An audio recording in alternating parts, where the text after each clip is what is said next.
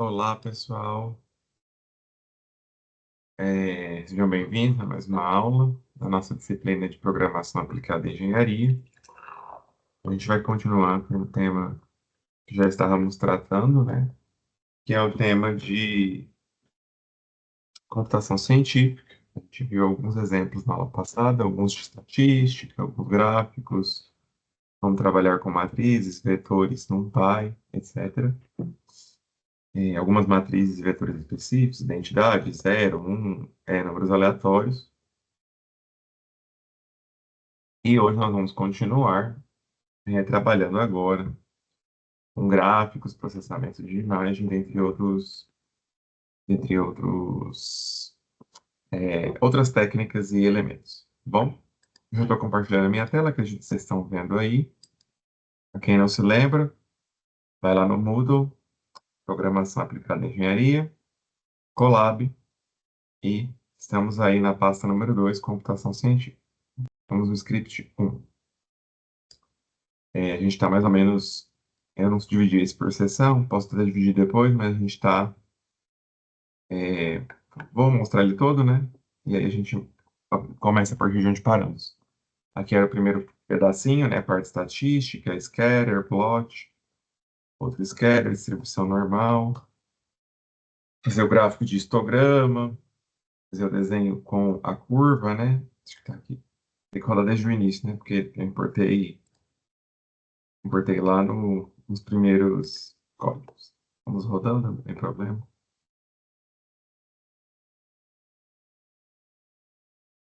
E nosso gráfico normal. Temos só matrizes, né? Também fiz alguns gráficos aqui. Beleza.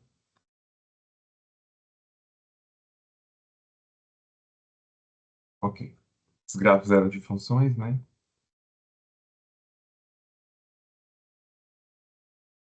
E, por fim, vamos para a aula de hoje. A gente vai fazer um gráfico agora a partir de um TXT. Nos anteriores ali, eu fiz um gráfico a partir de uma definição de função em um vetor de pontos que eu criei utilizando o método LineSpace, que é o Linear Space. Agora eu vou importar de um TXT. Como eu estou no Colab, eu estou fazendo isso a partir de montar o meu Google Drive e apontar para o Python qual que é o local no meu Google Drive onde está o arquivo TXT. No computador, né, caso você esteja utilizando o Python diretamente na sua máquina ou em algum IDE, o processo é o mesmo. Você não vai precisar, obviamente, importar o Colab, mas você vai precisar apontar para a máquina onde está o seu arquivo. No, no Moodle tem uma pastinha, deixa eu ir lá nela, essa de material do aluno, pasta com material de aula, tem os arquivos .py, sem ser a versão do Colab. Você abrir esse computação científica, você vai achar lá o código que faz isso. Para um arquivo que está no seu computador. Nada difícil também. Import OS, get CWD, add to path, e aí você adiciona o caminho de onde você está rodando Python, ou você simplesmente coloca o arquivo TXT na mesma pasta que você está rodando o Python e aponta que você quer que rode naquela pasta. É tranquilo. Isso tem que estar feito também, muito simples de pesquisar como faz isso. Mas é muito parecido com esse daqui de você aplicar de você utilizar no colégio. Muito bem. Eu apontei que o meu arquivo é esse aqui, ó, populations.txt. Ele está aqui no meu Google Drive, ó, populations.txt. O que eu faço? Eu falo para ele que populations é np, ó, num pai de novo, load txt, txt file location. Ele já importa tudo para ó, desculpa. Ele já recebe todo o txt e coloca numa variável aí que eu chamei de populations, né? Se fizesse um print populations para a gente ver o que aconteceria. Olha só, ele já colocou uma matriz, certo? Aí com todos os valores. Aí que eu apontei para ele. O ano é o populations 0, o hair é o populations Coluna 0 é a primeira coluna. Coluna 1 é a segunda coluna. Links, coluna 3. E carrot, coluna... desculpa, falando coluna 3, mas é 2. E o carrot, coluna 3, né? Então, eu facilmente importei todos os meus valores automaticamente para uma matriz. Então, perceba que trabalhar com NumPy é muito mais simples, né? Se fosse diretamente no Python, viria tudo como string, teria que passar para inteiro ou para float, teria que utilizar aquela técnica de separar por espaço, que é o split, enfim. Então, o NumPy já tem uma ferramenta aí para carregar completamente o TXT. Isso também vale para Excel, CSV, etc., né? Também tem outras bibliotecas que fazem isso, não é só o NumPy. Você pode usar o Panda, né, para importar como data frame, enfim, tem várias ferramentas. Vocês podem utilizar, que eu estou mostrando apenas uma delas. Mas é muito útil, né, porque muitas vezes você vai coletar dados de equipamentos, dispositivos, né, e eles vêm em TXT ou CSV, então você pode utilizar isso aqui para estar visualizando esses gráficos. Vou aqui, vai utilizar o PLT-plot, nós já vimos, e eu estou falando para ele. Year é o eixo X, Hair é o eixo Y, cor azul, cor vermelha, cor verde. Tem um nome para o gráfico, plt.title. Coloquei a legenda lebre, links e cenouras, que é hair, links e carrots. Muito bem. Vamos ver o gráfico aqui. Tem o meu gráfico aí. E abaixo tem meus anos, né? Representando aí a minha população de animais e plantas, né? No caso das cenouras aí, e a lebre e links. Então, tem mais um exemplo, né, de como utilizar o NumPy para tratar dados, né? Receber dados e poder visualizar eles graficamente ou fazer cálculos, né? Dependendo do que for o seu interesse. Bom, vou mostrar aqui agora como que a gente faz subarrays. Isso aqui é bem interessante e acho que nesse aqui nós vamos utilizar processamento de imagem, tá bom? Então, olha só, o que a gente tem aqui? Eu tenho uma matriz J, que ela é um NP-array, definida como de 0 a 5, né? 0, 1, 2, 3, 4, 5, depois de 10 a 15, de 20 a 25, 30 a 35, 40 a 45, 50 a 55. Se eu der um print J23, o que eu vou ter como resultado? Posso passar na prova. Olha só. O que a gente espera? 2 é a segunda linha, começando do zero, né? Zero, perdão. Vamos lá. Linha 0, linha 1, linha 2. Coluna 3, coluna 0, coluna 1, coluna 2, coluna 3. Então, é o elemento 23. Essa matriz ela está feita desse formato aí para ficar mais mnemônico, né? Então, é exatamente o elemento 23. Tá lá. E se eu pegar o J4 de 3 a 5? 0, 1, 2, 3, 4. 6 a 5, 0, 1, 2, 3. Então, de 3 até o 5, sem incluir a coluna 5. Então, pega quem? 43, 44. Tá lá. Então, percebam que a operação de slice é muito simples, né? Utilizando o NumPy. Que é o slice que a gente estava acostumado a utilizar para listas e strings. Só que vocês devem se lembrar, acho que o problema da padaria que a gente fez no DMOJ, né? Era difícil fazer esses slices com colunas. Se for linha, até mais fácil, mas com colunas é muito difícil. Difícil assim, né? Você precisa ficar iterando na matriz. Quando você trabalha com as listas do Python. Aqui no NumPy não tem essa dificuldade. 4, 2 pontos, 3, 2 pontos. O que que eu vou pegar? Vou pegar todos os elementos a partir da linha 4 e todos os elementos a partir da coluna 3. Linha 4, 0, 1, 2, 3, 4. Todos os elementos a partir daqui. Só que a partir da coluna 3. Então, a coluna 3 está aqui. Perdão. Vamos pegar do 53 ao 55. 43 ao 45. Tá lá. E se eu pegar J, dois pontos, 2, o que que eu vou pegar? Todas as linhas, somente a coluna 2. Quem é a coluna 2? Essa, né? Não, 2, 12, 22, 32, 42, 52. Tá lá.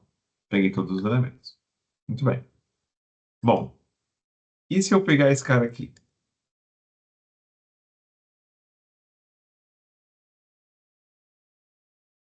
Vai acontecer. Olha aí que ele me retornou. 20, 22 e 24, 40, 42 e 44. Para me entender? Eu pedi 2 pontos, 2 e 2 pontos, 2. O que que isso aqui está me indicando? Eu quero, olha lá o resultado. 20, 22, 24, 40, 42, 44. Aqui eu estou pegando todos os elementos de 2 em 2.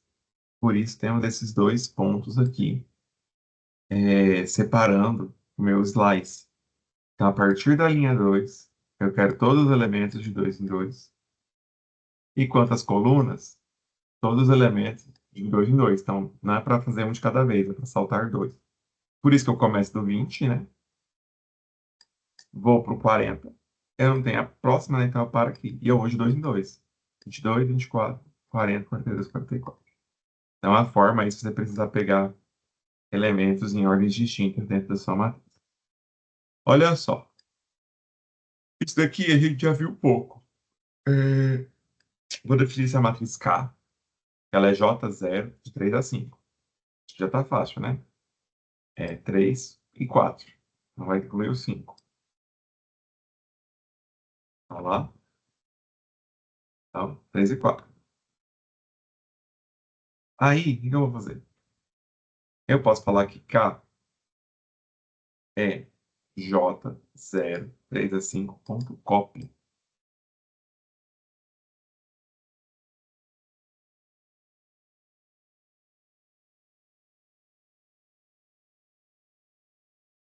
Ó, built-in method copy of numpy the array object. Então, ele fez uma cópia, tá? O print K. Beleza? Vou rodar tudo para vocês verem. Beleza. Se eu falar que K0 é 99, opa, o que aconteceu? Não deixou. Por quê? Porque esse método não suporta a atribuição de um item. Eu vou tirar.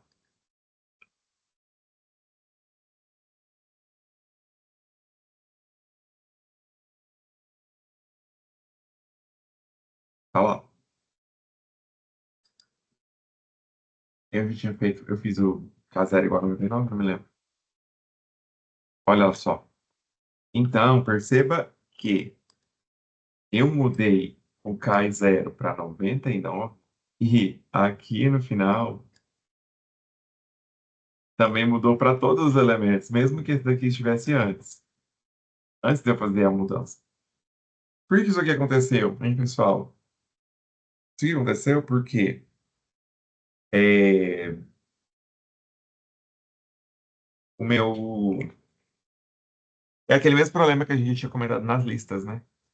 K tá só apontando para posições na memória. Se eu mudar a posição aí dentro do K, eu vou mudar em todas as atribuições dele. E como o print é só depois, né, que eu executei todo o meu código lá dentro da máquina, eu estou mostrando aqui o resultado para todos. Então, muito cuidado ao mudar um elemento dentro de um vetor ou matriz, porque isso vai mudar o que aconteceu antes, certo? E se eu printar o J? Olha lá o 99. O 99 também foi modificado. Por quê? Porque o K nada mais é que apontar para posições que estão dentro do J, certo? Então, muito cuidado com isso. Vamos tentar colocar o copy agora, para a gente ver o resultado.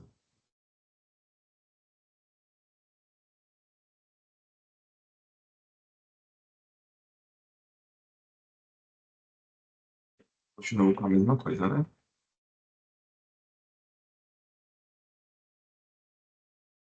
Se fizer assim.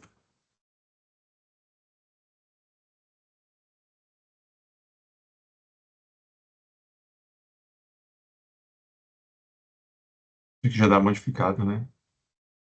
Vamos rodar desde o início para manter o J como ele estava. Agora sim.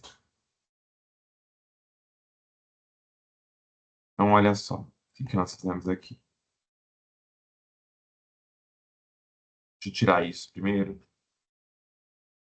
Para a gente parar de atribuir o K ao J. Agora o K vai ser isso aqui.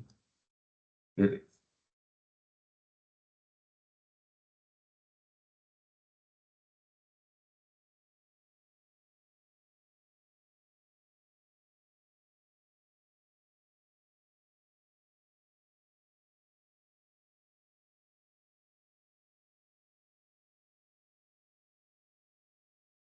Então, olha só. Aqui é aquela forma que nós já vimos funcionar para listas, funciona para numpy. Eu mudei só o K para 99, K0. Agora eu não modifico o J, certo? Então, essa é a forma da gente modificar somente a cópia ou pedaço da lista que eu quiser, tá bom? Tem uma forma de fazer isso com aquele copy. Não tô me lembrando se eu consigo.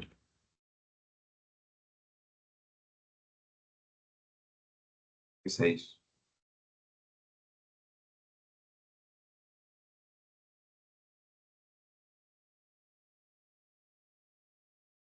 Isso, mesmo resultado. É porque, como eu tinha colocado na sequência, ele já tinha feito o valor 99, aí não tinha dado certo.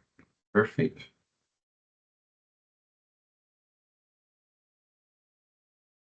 Muito bem. Agora, deixa eu utilizar uma máscara num array. Então, olha só. Eu vou falar, eu estou falando, chamando de máscara, o quê? J, porcentagem 3, igual a 00. Vou colocar esse mask para a gente poder ver. Olha só o que aconteceu com o meu array. Eu peguei a matriz J e coloquei nela uma operação, porcentagem 3. Exatamente o quê? É para perguntar se o número, né, é divisível por 3. Por quê? Porque eu coloquei igual a 00, igual a zero. Ou seja, se um número é divisível por 3, o resto da divisão, né, que é exatamente o que a porcentagem indica, é zero. Então, essa aqui é uma operação booleana. A minha matriz, que era uma matriz de números, aqui, a partir da máscara, passa a ser uma matriz de quê? Booleana. True ou false. Então, olha só. Virou true ou false. Todos os que são divisíveis por 3 vão dar true. O que não for, né, der resto diferente de zero, vai ser false. Então, perceba que eu consigo passar uma matriz por um filtro, por assim dizer, né? Que é o que a gente chama de máscara, né? Para poder determinar se os valores, né, correspondem ou não àquela máscara. Então, isso aqui serve para você codificar alguma coisa ou decodificar alguma coisa, etc. Tá? Isso aqui é muito útil, a gente vai ver daqui a pouco a utilização dessa máscara. Tá? Bom, outra forma também de trabalhar com essas matrizes do NumPy é indexar com tuplas. Olha esse resultado aqui. J, 0, 1, 2, 3, 4, 0, de 0 a, perdão, J. Entre colchetes de 0 a 4 na tupla e entre colchetes de 1 a 5 na tupla. Olha só o que aconteceu. Ele puxou para mim. 1, 12, 3, 3, 3, 4, 4, 5. Alguém consegue entender por que ele fez isso? Por que ele puxou esses elementos? Porque eu indexei com a tupla. Então, o que ele fez? Ele buscou os pares dentro das tuplas. Vamos olhar. 0, 1. Qual é a que ele buscou? O 1. Lembra que essa matriz ela é mnemônica, né? Os elementos são iguais aos índices. 1 com 2, 12. 2 com 3, 23. 3 com 4, 34. 4 com 5, 45. Buscou exatamente os elementos. Então, é uma outra forma de você indexar. De se chamar os índices. É chamar com as tuplas. Tá bom? Bom, vamos aprender algumas operações. Matriz de uns. Não coloquei o print, né? Poxa vida, vou colocar.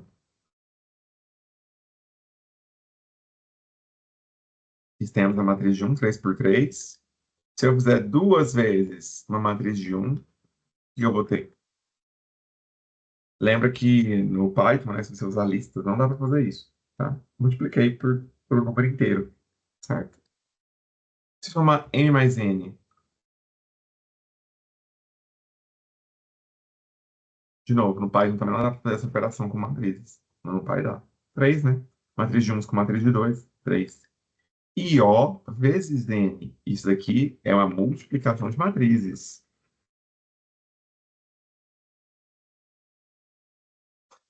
Matriz de 1 para uma matriz de... Desculpa, matriz de 3 para uma matriz de 2, você precisa multiplicar, né? Como são todos os elementos do mesmo valor, vai dar uma matriz de 6, certo? Mas se fossem elementos diferentes, daria outra matriz. Outra forma de fazer isso, aliás, outra forma não. Outra matriz que você pode fazer é essa daqui, a dot. A dot, ela vai fazer uma operação interessante. Cadê minha matriz de os? Minha matriz de os é uma matriz de 3. Minha matriz de n é uma matriz de 2. O que esse dot vai fazer? Vamos colocar aqui para a gente ver na biblioteca do Python, para ser mais interessante do que eu mesmo explicar. É bom que vocês já aprendem a fazer isso. Ah, o que é isso? Não consigo pesquisar?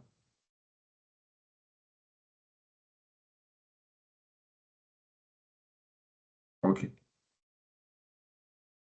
Então, olha só. Dot product of two arrays. O que ele vai fazer?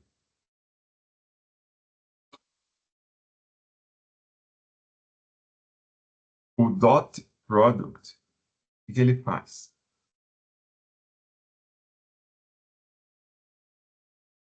Ele vai fazer a multiplicação de matrizes. Da mesma forma que a gente faz esse, né? O vezes n, certo? Eu só não peguei porque que deu 18 aqui. Que a matriz de O é uma matriz de...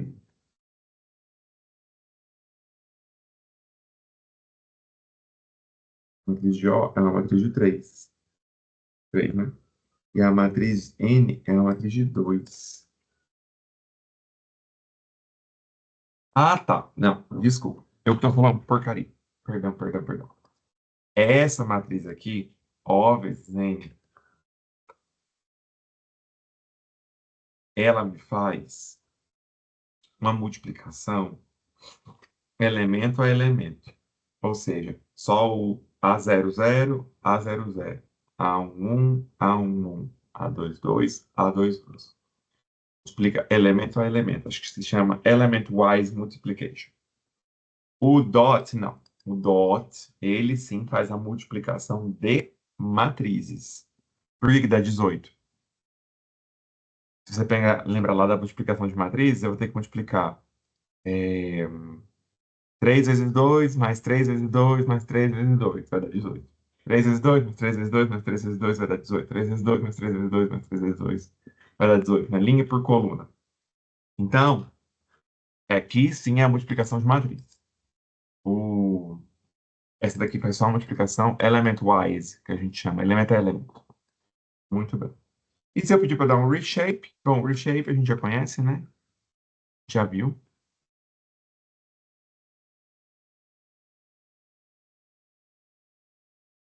Vai transformar a matriz que é 3 por 3 em uma matriz que é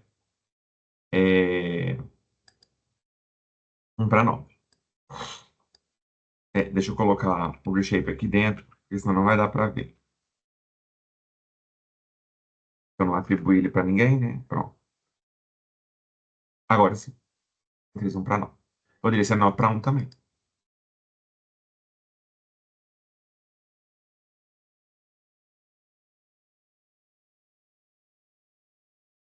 Tá? Matriz coluna.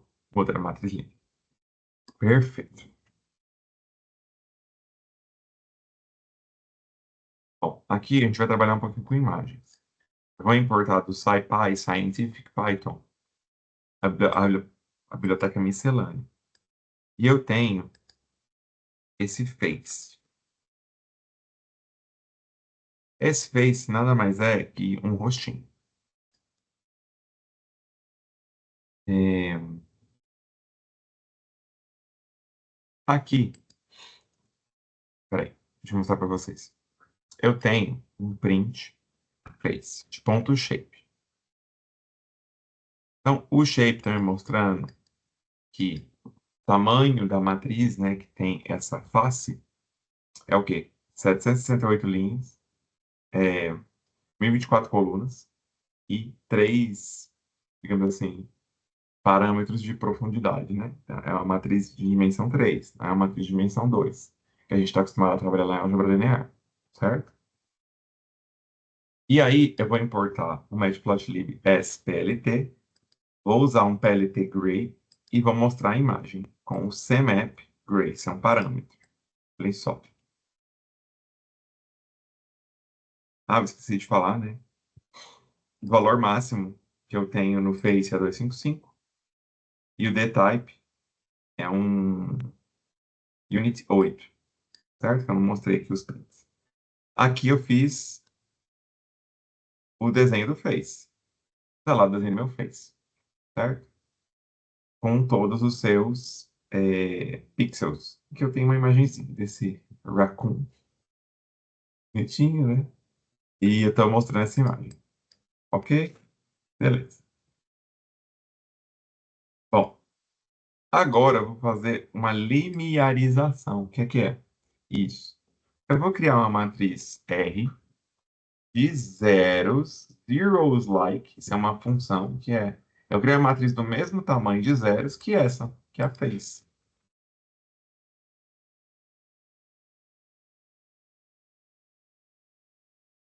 Eu não tenho como mostrar ela toda, porque ela é muito grande. E ela tem profundidade. Então, por isso que tem é, esses três pontinhos aí, que são as reticências, certo? É uma matriz com profundidade. E agora, o que eu vou fazer na limerização? Eu vou falar que R face maior que 128, ou seja, todos os pixels tiverem um valor maior que 128, eu vou aplicar o quê? 255.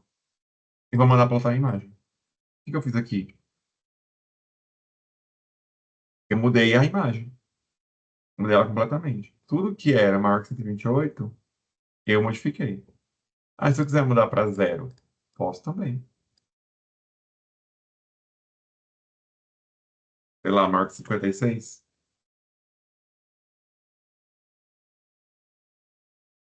Eu estou alterando o brilho, né? Parece. Ou a saturação. Aqui eu vou perder a imagem. Eu perdi. Eu coloquei lá. Eu coloquei tudo no valor máximo, né? Eu poderia colocar também menor.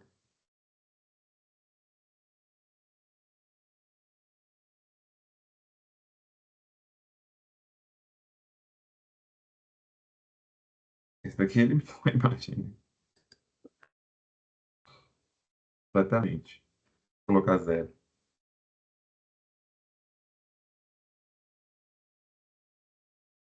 Modifiquei aí a minha imagem. Então, isso daqui, na verdade, o que eu fiz? Eu fiz uma máscara. Não uma máscara, eu apliquei uma máscara na minha matriz R, por meio da matriz Face. E aí eu transformei a minha imagem. Então, se você souber, né, ou quiser estudar como modificar aí algumas imagens, né, de maneira simples, vai conseguir fazer isso no Python tranquilamente. Basta modificar aí os valores que estão nos pixels da imagem, tá bom? Então aí, só para vocês verem o campo diverso de aplicações que a gente tem aí na programação em Python, tá bom? Bom, aqui eu vou tratar de um probleminha de cadeia de Markov. Deixa eu colocar aqui.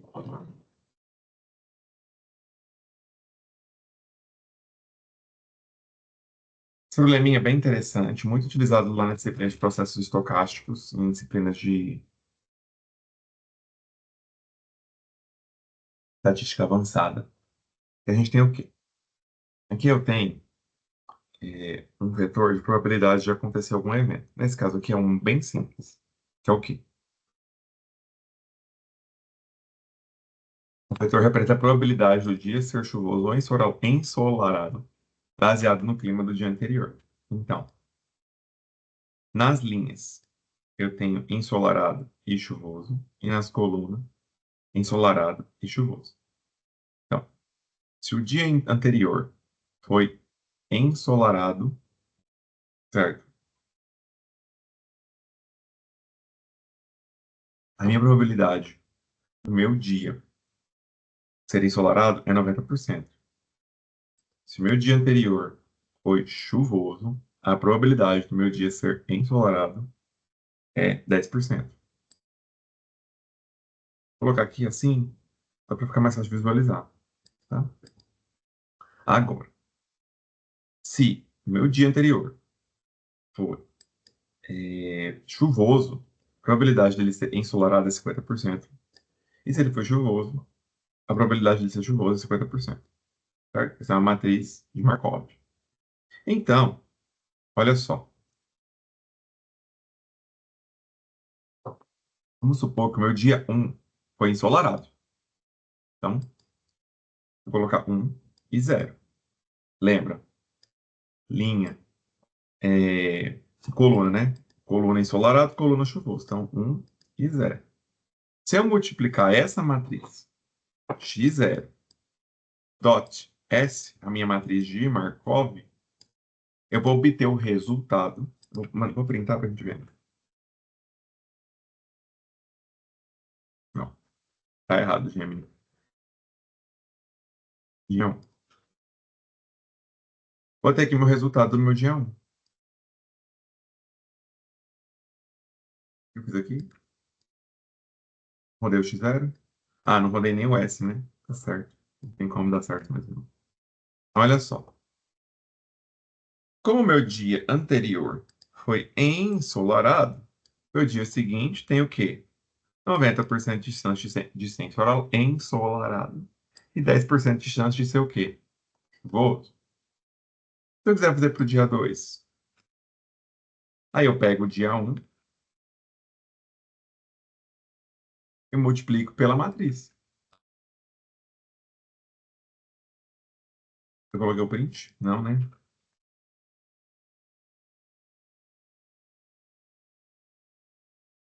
Bom, se o meu dia 0 e dia 1 forem ensolarados, previsão do tempo é 86% de chance, né? Que vai ser a multiplicação aí do meu segundo dia ser ensolarado. E 14% de chance do meu dia ser chuvoso, certo? Então, perceba que essa minha matriz aqui é a minha matriz de probabilidades. E ela permite que eu preveja o comportamento de todos os próximos dias. E agora, o que eu vou fazer aqui? Vou fazer 10 dias, supondo que o dia 1 foi ensolarado. Existe uma matriz de vazia, uma matriz vazia. Vou fazer um x0 append, que é com essa matriz aqui, certo? De 1 e 0. Perceba que aqui ainda não usei o NumPy. Vou usar ele daqui a pouco. Vou falar que meu ensolarado e meu chuvoso são vazios. E vou falar que são 10 dias. Para ir no range de dias, se o i for o 0, né? Se for o primeiro dia, o que eu faço? X append nparray x0 dot s. Essa operação aqui. Se não for o dia 0, né? For os próximos, aí eu vou multiplicar xi menos 1 dot s, que é essa operação aqui, né? X, ele recebe o i menos 1, que aqui é 1, aqui é 0, dot s. Aqui, perdão. E aí vou dar um append no ensolarado e vou dar um append no chuvoso. Por que eu tenho dois resultados aqui? Porque agora, o que eu fiz aqui? Eu inicializei a minha matriz x0. Não, não, não.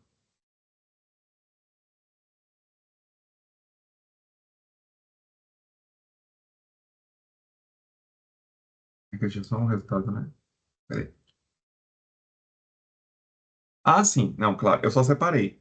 Porque aqui eu tenho um valor para ensolarado e um valor para chuvoso. Aqui eu separei. Eu coloquei um no ensolarado e o outro no chuvoso. Que eu quero montar matrizes separadas, de ensolarado e de chuvoso. Perfeito. E vou plotar as probabilidades. Então, AX Aqui eu fiz um plot diferente, já para mostrar para vocês. Eu fiz um fig e um AX. O fig é a figura, o AX é o eixo, tá?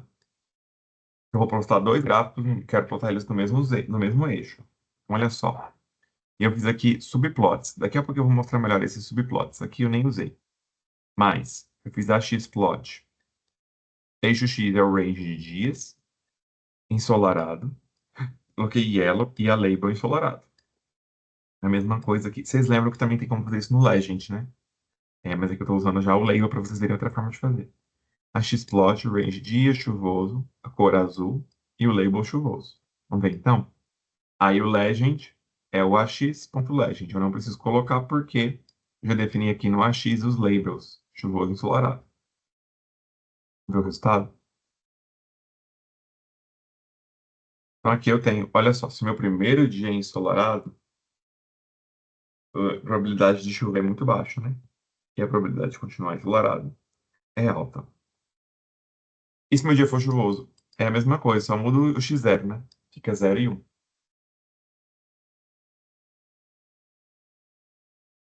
Então, se o meu primeiro dia é chuvoso, nesse caso aqui, a probabilidade dele ser chuvoso vai diminuindo e a probabilidade dele ser ensolarado vai aumentando, certo?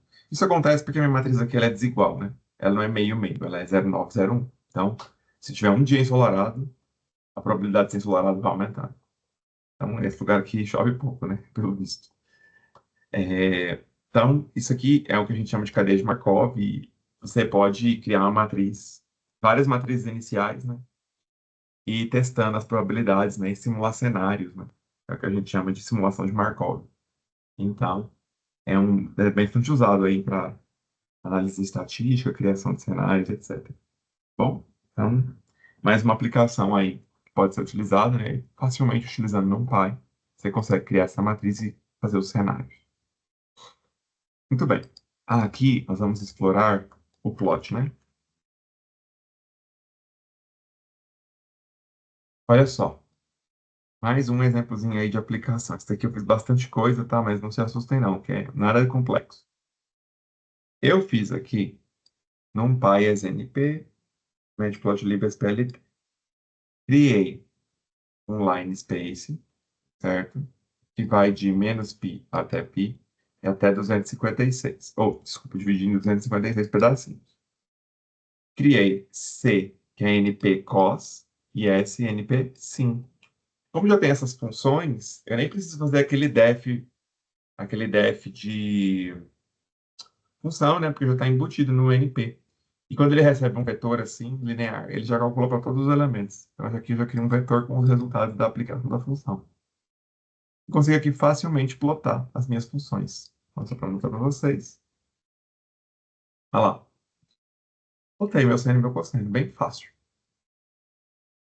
Aqui, eu vou definir o π, só para eu ter acesso a ele mais fácil, né? Π é np.π. E aqui eu vou pôr um exemplo para vocês verem com muitas personalizações. Muitas mesmo. Então, eu vou rodar ele primeiro e depois eu vou mostrando os pedacinhos para vocês. Tá? Que ele não achou? Ah, o π. Cadê o π aqui? Então, olha só que gráfico que eu fiz. Fiz um gráfico só dos eixos e mais um menos π, π. É bem diferente daquele outro gráfico que a gente viu. Vou fazer um desenho aqui, tá? Para vocês poderem ver.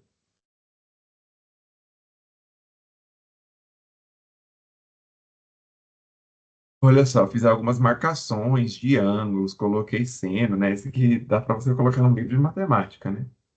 Então, olha só, como é que a gente faz algumas dessas coisas? Então, aqui a gente cria spines, que é aquele eixo no meio, tracejadinho, né? Que são as espinhas, né? Por assim dizer.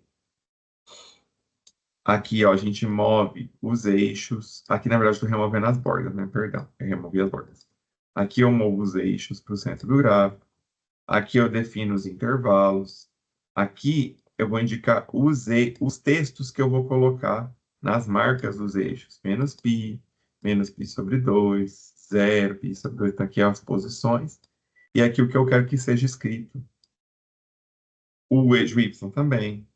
Aqui eu vou anotar os pontos de interesse, o seno e o cosseno de 2π/3. Então, são várias personalizações que você pode fazer.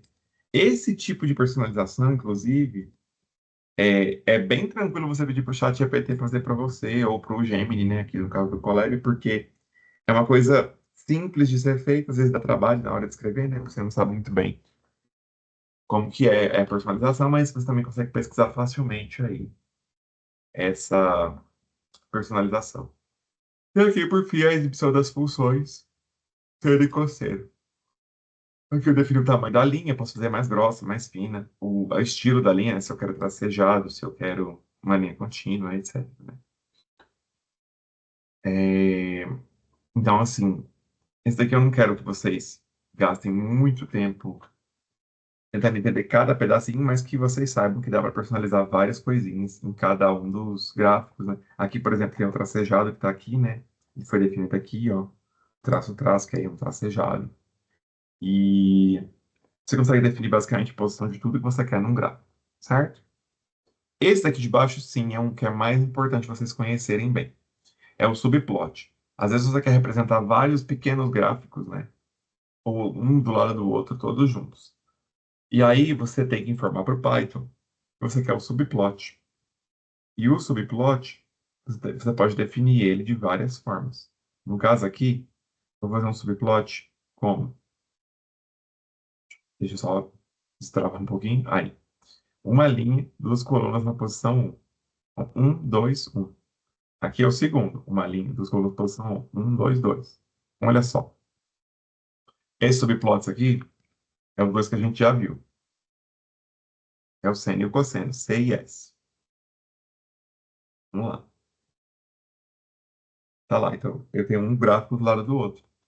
Certo? Às vezes eu não quero no mesmo gráfico, eu quero um do lado do outro. Aqui, por exemplo, tem duas linhas, duas colunas. Nesse caso, como são duas linhas, duas colunas, eu tenho quatro posições, posição 1, 2, 3 e 4. O que eu vou plotar aqui? Eu vou plotar o C, que é o cosseno, vou plotar o S, que é o seno. Aqui eu usei List Comprehension para fazer a tangente, e eu usei outra List Comprehension para fazer a cosseno hiperbólico. Então, tranquilamente também consigo aí fazer meus subplots de quatro gráficos. Olha lá, quatro gráficos diferentes plotados, certo? Então, é bem interessante você dominar esses subplots aí também, dependendo do gráfico que você quer fazer, tá bom? Pessoal, essa primeira script aí de computação científica termina por aqui. Eu agradeço a atenção de todos e nos vemos na próxima aula. Até mais.